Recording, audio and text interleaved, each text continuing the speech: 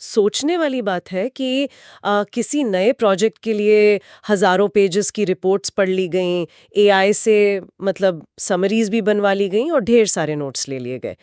पर जब मीटिंग में एक ठोस डिसीजन लेने की बारी आती है तो दिमाग बिल्कुल ब्लैंक हो जाता है। ऐसा क्यों होता है? ये एक बहुत ही आम परेशानी है। सही में? क्योंकि जानकारी को सिर्फ कंज्यूम करना और उसे डाइजेस्ट करके असली ज्ञान में बदलना दोनों बिल्कुल अलग बातें हैं। इसे बिल्कुल खाना खाने के बराबर समझा जा सकता है। सिर्फ ढेर सारा खाना खा लेने से ताकत नहीं आती, जब तक पाचन तंत्र यानी डाइजेस्टिव सिस्टम उसे ठीक से पचाकर न्यूट्रिएंट्स को अलग ना कर दे। बिल्कुल सही एग्जाम्पल दिया। आज हम दिमाग के इस पचन तंत्र को अपग्रेड करने पर एक लंबा और गहरा विश्लेषण करने वाले हैं। हम चर्चा करेंगे कि आए खताना का बनाया गया learn to learn test and score system, जो नोटबुक एलएम का इस्तेमाल करता है, और क्रिटिकल थिंकिंग की मास्टरी के नियम मिलकर कैसे हमारे सीखने और सोचने के तरीके को पूरी तरह बदल सकते हैं। मैं बहुत एक्साइटेड हूँ इस बारे में बात करने के लिए। मैं भी।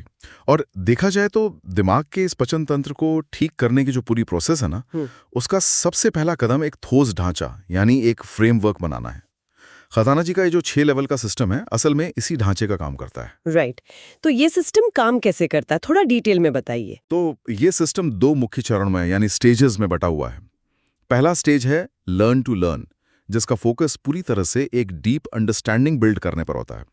इसे एक उदाहरण से समझते हैं। मान लीजिए किसी को क्वांटम कंप्यूटिंग जैसा नया और मुश्किल विषय सीखना है। काफी टेक्निकल टॉपिक है।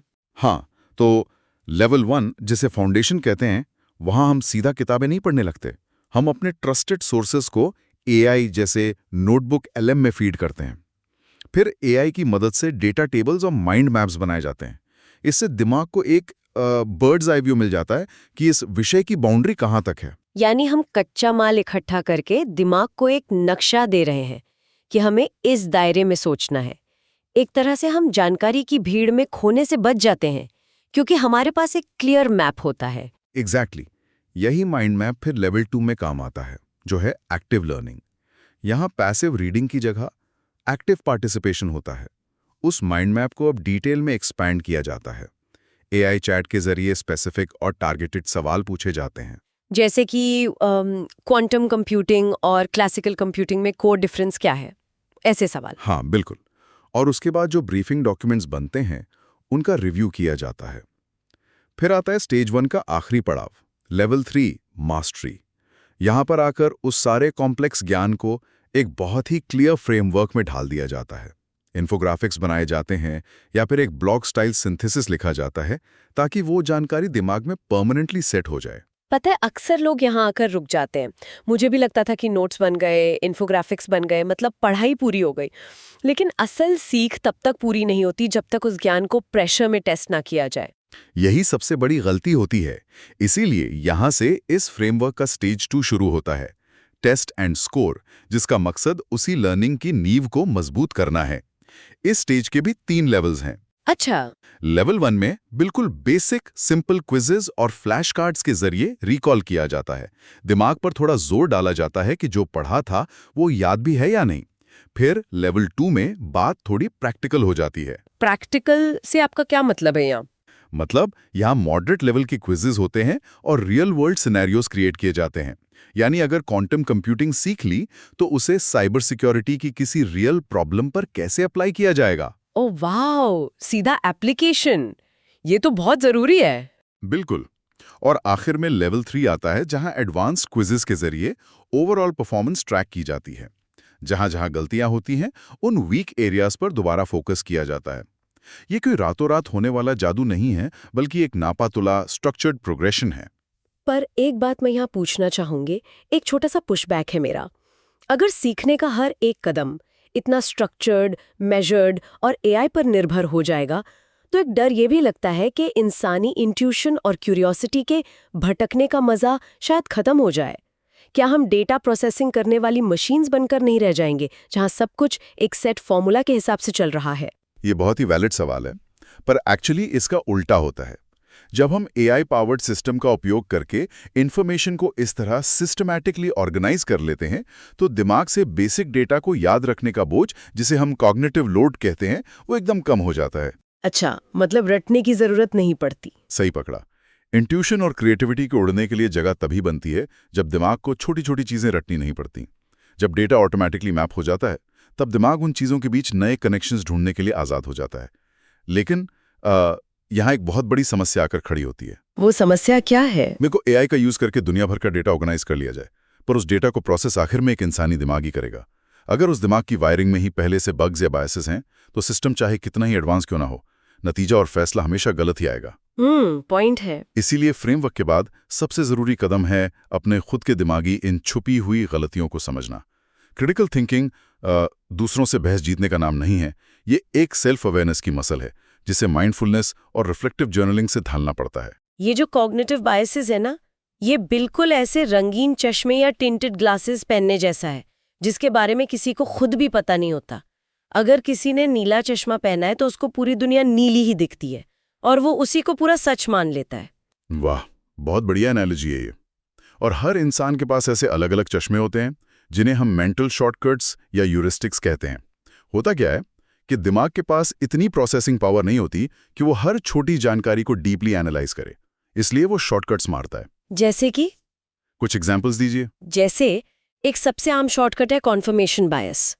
इस बायस में दिमाग सिर्फ वही जानकारी ढूंढता है या पसंद करता है जो उसकी पहले से बनी हुई सोच को सही साबित करे। मान लीजिए किसी व्यक्ति को लगता है कि एक खास तरह की डाइट बेस्ट है, तो वो इंटरनेट पर सिर्फ उस डाइट के फायदे ही सर्च करेगा। और अगर सामने उस डाइट के नुकसान बताने वाली कोई सॉलिड साइंटिफिक रिपोर्ट आ भी जाए, तो वो उस रिपोर्ट को बायस या घटिया मानकर साइड में रख देगा। वो अपने नीले चश्मे को उतारना ही नहीं चाहता। एग्जैक्टली, वो इग्नोर कर देगा। एक और बड़ा दिलचस्प बायस है अवेलेबिलिटी ह्यूरिस्टिक। इसका मैकेनिज्म ये है कि जो चीज दिमाग में आसानी से याद आ जाए, हम उसके होने की संभावना को हकीकत से ज्यादा मान लेते हैं। जैसे लोग प्लेन में बैठने से डरते हैं पर कार रोज चलाते हैं। बिल्कुल। एक आम इंसान कार एक्सीडेंट्स के मुकाबले प्लेन क्रैश से बहुत ज्यादा डरता है। हालांकि डेटा के हिसाब से कार एक्सीडेंट्स में जान जाने का खतरा कहीं ज्यादा है। लेकिन प्लेन क्रैश की खबरें न्यूज में इतनी बड़ी और भयंकर होती हैं कि वो दिमाग में छप जाती हैं। जब डर की बात आती है तो दिमाग डेटा नहीं बल्कि उस याद आने वाली तस्वीर पर फैसला ले लेता है। ओहो, दिमाग कितना मैनिपुलेट करता है हमें। एक बिल्कुल इससे मिलता जुलता बायस मैंने पढ़ा था, एंकरिंग इफेक्ट, जहां दिमाग किसी चर्चा की शुरुआत में मिली सबसे पहली जानकारी पर अटक जाता है। हाँ, ये निगोशिएशन में बहुत होता है। राइट। जैसे कोई कार खरीदने गया और वहां शोरूम वाले ने पहली कीमत 10 लाख बता दी। अब वो 10 लाख दिमाग में एक एंकर की तरह फंस जाता है। बाकी सारी नेगोशिएशन, चाहे वो 9 लाख पर हो या 9.5 लाख पर, उसी एक नंबर के इर्द गिर्द घूमती रहती है। असल वैल्यू क्या है, इस पर ध्यान ही नहीं जाता। तो सवाल यह है कि इन रंगीन चश्मों को उतारा कैसे जाए? इन चश्मों को उतारने का तरीका है मेंटल फ्लेक्सिबिलिटी डेवलप करना। इसे एक आदत की तरह डालना पड़ता है। खुद को दिन में बार बार रोककर ये सवाल पूछना पड़ता है कि मैं किन और संभावनाओं पर ध्यान नहीं दे रहा हूं, या क्या ये मेरा बायस बोल रहा है या मेरे पास इसका कोई सबूत है। सेल्फ क्वेश्चनिंग बहुत जरूरी है। हाँ, जब दिमाग की इन छुपी हुई कमजोरियों की पहचान हो जाती है, तब बाहर से आने वाली जानकारी और दूसरों के आर्ग्यूमेंट्स को परखने के लिए लॉजिक की जरूरत पड़ती है। तो लॉजिक के उस टूल किट के अंदर चलते हैं। किसी भी आर्ग्यूमेंट या बात को परखने के लिए उसे तोड़ना पड़ता है। मेरे ख्याल से हर आर्ग्यूमेंट में 3 बेसिक हिस्से होते हैं। क्लेम्स यानी दावा, प्रेमिसेस यानी उस दावे को सच साबित करने का आधार, और कंक्लूजन यानी आखिरी नतीजा। सही कहा। इसे लॉजिक की दुनिया में डिडक्टिव रीजनिंग से समझा जाता है। एक आसान कॉन्सेप्ट है सिलॉजिज्म, जहां हम एक यूनिवर्सल सच से शुरू करते हैं और एक स्पेसिफिक नतीजे पर पहुंचते हैं। थोड़ा आसान भाषा में एक एग्जाम्पल हो जाए। जैसे पहला प्रेमिस है सभी बिल्लियां मैमल्स होती हैं। दूसरा प्रेमिस है फ्लफी एक बिल्ली है। इन दोनों बातों के आधार पर नतीजा निकलता है कि इसलिए फ्लफी एक मैमल है। ये लॉजिक का एक फ्लॉलेस स्ट्रक्चर है। लॉजिक तो सॉलिड है, लेकिन हमारी आम जिंदगी और ऑफिस की मीटिंग्स में बातें बिल्लियों और मैमल्स जितनी सीधी तो नहीं होती। लोग लंबे लंबे आर्ग्यूमेंट्स देते हैं और कई बार पढ़े लिखे लोग भी ऐसी बातें मान लेते हैं जिनमें लॉजिक होता ही नहीं है। तो गलतियां कहाँ छुपी होती हैं? गलतियां वहां होती हैं जहां लॉजिक में दरारें आ जाती हैं, जिन्हें हम लॉजिकल फैलेसीज कहते हैं। ये वो तरीके हैं जहां आर्ग्यूमेंट देखने में सही लगता है पर असल में खोखला होता है। जैसे पहली फैलेसी है एड होमिनिम। यहां होता यह है कि मुद्दे की जगह सीधा इंसान पर हमला किया जाता है। ओ, ये तो डिबेट्स में बहुत देखा है मैंने। हाँ, मान लीजिए मीटिंग में कोई व्यक्ति पोल्यूशन कम करने पर ठोस साइंटिफिक डेटा पेश कर रहा है। अब सामने वाला उस डेटा को गलत साबित करने के बजाय ये कह दे कि तुम तो खुद एक धुआं छोड़ने वाली डीजल गाड़ी चलाते हो, तुम्हारी बात को हम क्यों माने? ये एड होमिनम है। बिल्कुल, डेटा अपनी जगह सही था पर कैरेक्टर पर हमला करके मुद्दा ही भड़का दिया गया। बहुत बार बहस इसलिए भी बड़ी हो जाती है क्योंकि लोग बात का बतंगड़ बना देते हैं। जैसे किसी छोटी सी पॉलिसी चेंज को लेकर ये डर पैदा कर देना कि इससे एक चेन रिएक्शन शुरू होगा और दुनिया ही खत्म हो जाएगी। इसे शायद स्लिपरी स्लोप फैलेसी कहते हैं। इसमें एक कदम और आखिरी कदम के बीच का कोई लॉजिकल सबूत नहीं होता, बस डर होता है। सही पकड़ा आपने। और एक सबसे आम फैलेसी जिसका हम हर रोज शिकार होते हैं वो है कॉरेलेशन वर्सेस कॉजेशन। सिर्फ इसलिए कि दो चीजें एक साथ हो रही हैं, लोग मान लेते हैं कि एक ने दूसरे को पैदा किया है। इसका कोई मजेदार उदाहरण है? हाँ, इसका एक बड़ा क्लासिक उदाहरण है। डाटा दिखाता है कि गर्मियों के मौसम में आइसक्रीम की सेल भी तेजी से बढ़ती है और नदी या स्विमिंग पूल में डूबने के केसेस भी बढ़ते हैं। दोनों ग्राफ एक साथ ऊपर जाते हैं। अब अगर लॉजिक ना लगाया जाए तो कोई कह सकता है कि आइसक्रीम खाने से लोग डूबने लगते हैं, है ना? पर असल मैकेनिज्म दोनों के पीछे मौसम है। गर्मी पड़ती है तो लोग आइसक्रीम भी ज्यादा खाते हैं और नहाने भी ज्यादा जाते हैं, जिससे डूबने का खतरा बढ़ता है। एक और चीज जिसे पहचानना जरूरी है वो है अनस्टेटेड प्रेमिसेस, यानी वो आधार जो बोला नहीं गया पर मान लिया गया। ऐसा कब होता है? जैसे किसी ने दावा किया कि टैक्स कट करने से देश की इकोनॉमी बढ़ेगी। इस आर्ग्यूमेंट के पीछे एक अनस्टेटेड प्रेमिस छिपा है कि टैक्स कट का नतीजा हमेशा इकोनॉमिक ग्रोथ ही होता है, जो हमेशा सच नहीं होता। लॉजिक और पॉलिसीज की ये सारी बातें ठीक हैं, पर यहाँ एक प्रैक्टिकल पुशबैक देना बहुत जरूरी है। असल जिंदगी में अगर हम हर आर्ग्यूमेंट में पॉलिसीज ढूंढने लग गए, हर प्रेमिस को चैलेंज करने लग गए, तो एक आम गुफ्तगू करना नामुमकिन हो जाएगा। इंसान एनालिसिस पैरालिसिस का शिकार हो जाएगा। दोस्तों या परिवार के साथ बातचीत अगर लॉजिक के ऑपरेशन टेबल पर होने लगी तो लोग मिलना ही छोड़ देंगे। ये एनालिसिस पैरालिसिस का डर बिल्कुल जायज है, पर क्रिटिकल थिंकिंग का मकसद हर आम बातचीत पर माइक्रोस्कोप लगाना नहीं है। इसका इस्तेमाल बड़े फैसलों, डीप प्रॉब्लम सॉल्विंग और नए आइडियाज को परखने के लिए होना चाहिए। किसी भी कॉम्प्लेक्स प्रॉब्लम को सॉल्व करने के लिए पहले उस उलझे हुए धागे को छोटे हिस्सों में तोड़ना पड़ता है, जिसे प्रॉब्लम डीकॉम्पोजिशन कहते हैं। राइट, कॉम्प्लेक्स सिचुएशंस के लिए ठीक है। और उसके बाद बिना किसी तुरंत जजमेंट के नए आइडिया सोचे जाते हैं। अकेले बैठकर किसी प्रॉब्लम या डेटा को एनालाइज करना फिर भी आसान है, पर जब बारी दूसरे लोगों और उनके अलग अलग नजरियों के साथ काम करने की आती है, तब असल चैलेंज शुरू होता है। वहां हर किसी के चश्मे अलग रंग के होते हैं, इसलिए वहां सिर्फ लॉजिक काम नहीं आता, वहां एम्पैथी और एक्टिव लिसनिंग की जरूरत पड़ती है। डाइवर्स पर्सपेक्टिव्स और अलग नजरियों को डील करने का एक बहुत ही जबरदस्त कॉन्सेप्ट मुझे याद आ रहा है, स्टील मैनिंग। हम आमतौर पर लोगों की बातों को तोड़ मरोड़ कर कमजोर बनाते हैं, जिसे स्ट्रॉ मैनिंग कहते हैं, ताकि हम अपनी बहस जीत सकें। लेकिन स्टील मैनिंग इसका बिल्कुल उल्टा है। इसे शतरंज यानी चेस की गेम से समझा जा सकता है। अच्छा, कैसे? मान लीजिए खेल चल रहा है और अचानक कोई अपनी जगह से उठकर ओपोनेंट की कुर्सी पर जा बैठे और वहां बैठकर वो ये सोचे कि सामने वाले की तरफ से सबसे बेहतरीन और सबसे खतरनाक चाल क्या हो सकती है। ये स्टील मैनिंग है। बहुत खूब। हाँ, और उस दूसरी कुर्सी पर बैठकर सामने वाले की कमजोरी नहीं बल्कि उसकी स्ट्रेंथ देखनी होती है। आप विरोधी के आर्ग्यूमेंट को इतना मजबूत और बेहतर तरीके से फ्रेम करते हैं जितना शायद वो खुद भी ना कर सकें। जब कोई दूसरे के आर्ग्यूमेंट का सबसे स्ट्रॉन्गेस्ट वर्जन समझ लेता है और फिर उसका जवाब ढूंढता है, तो उसकी अपनी सोच और भी गहरी हो जाती है। बिल्कुल।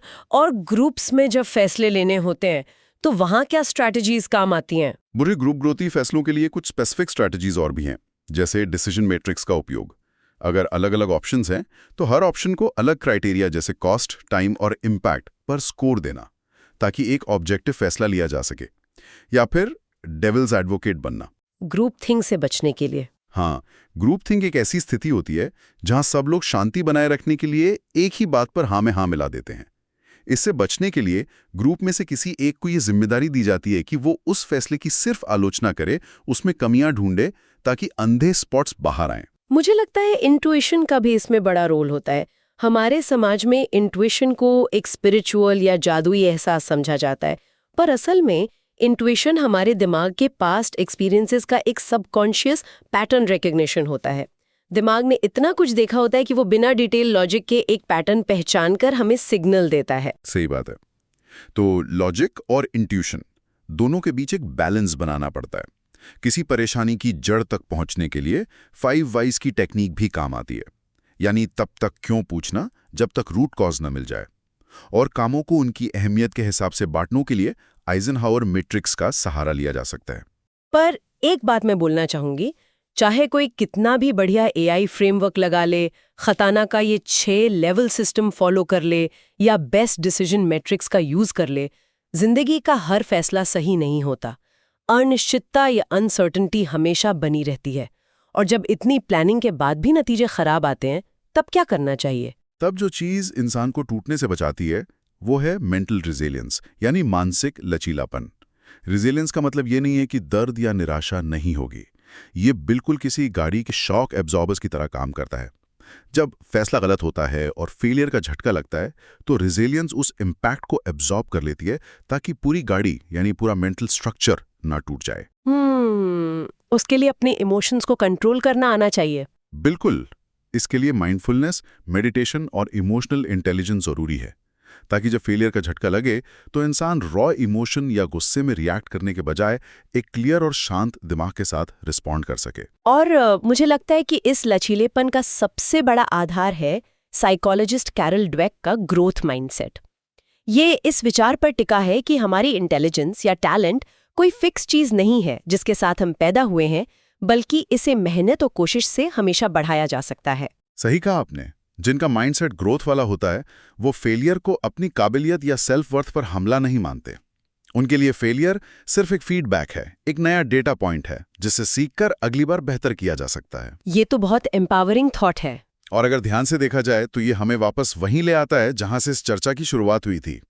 ग्रोथ माइंडसेट ही वो फ्यूल है जो किसी को खताना के लर्न टू लर्न सिस्टम पर चलने की ताकत देता है। अगर फ्रेमवर्क के टेस्ट एंड स्कोर स्टेज में लो स्कोर आता है तो एक फिक्स्ड माइंडसेट वाला इंसान वहां सीखना छोड़ देगा, पर ग्रोथ माइंडसेट वाला इंसान उस फेलियर को टेस्ट और स्कोर प्रोसेस का एक नॉर्मल हिस्सा मानकर अपनी कमजोरियों पर काम करेगा। बिल्कुल सही बात। आज की इस पूरी चर्चा को अगर एक धागे में पिरोया जाए तो क्लियर होता है कि जानकारी को पचाने के लिए हमारे पास ठीक टूल्स का होना कितना जरूरी है। नोटबुक एलएम जैसे एआई टूल्स हमें एक सॉलिड आर्किटेक्चर देते हैं ताकि हमारी लर्निंग स्ट्रांग हो, लेकिन उस ढांचे के अंदर प्रोसेस होने वाले रॉ डेटा को फिल्टर करने के लिए हमें खुद के रंजीन चश्मों यानी बायसेस को उतारना होगा और लॉजिक का इस्तेमाल ठीक से करना होगा। हाँ, हमें लॉजिक समझना होगा, फैलेसीज पहचाननी होंगी और स्टील मैनिंग से दूसरों के पॉइंट ऑफ व्यू को एनालाइज करना होगा। और इन सब के बाद मेंटल रेजिलियंस और ग्रोथ माइंडसेट के साथ फेलियर्स का सामना करना होगा। सही में ये सब एक कंप्लीट पैकेज है। लेकिन इस पूरे गहरे विश्लेषण को खत्म करते हुए मेरे दिमाग में एक ऐसी आखिरी सोच आती है जो वाकई हम सबको आने वाले कल के बारे में सोचने पर मजबूर कर देती है। आज नोटबुक एलएम जैसे एआई टूल्स हमारी जगह इंफॉर्मेशन को पढ़कर उसका स्ट्रक्चर बना रहे हैं, मेमोरी टेस्ट कर रहे हैं। सोचिए, आने वाले वक्त में अगर एआई इतना एडवांस्ड हो जाए कि वो मीटिंग्स में या आम बातचीत में रियल टाइम में हमारी लॉजिकल पॉलिसीज पकड़ने लगे। ये तो काफी फ्यूचरिस्टिक लग रहा है ना? अगर वो हमारे कॉग्निटिव बायसेस को खुद ब खुद ठीक करके हमें कंप्लीटली अनबायस्ड डेटा देने लगे, तो क्या क्रिटिकल थिंकिंग और लॉजिक लगाने का ये इंसानी हुनर धीरे धीरे खत्म हो जाएगा? या फिर जब एआई हमारा बेसिक लॉजिक और बायस ठीक कर चुका होगा तो उस आज़ाद दिमाग से इंसान अपनी एक नई तरह की सुपर इंट्यूशन या सुपर क्रिएटिविटी डेवलप करेगा जो आज हमारे सोचने की क्षमता से भी परे है? इस सवाल पर ध्यान जरूर दीजिएगा। आज के इस गहरे विश्लेषण में बस इतना ही।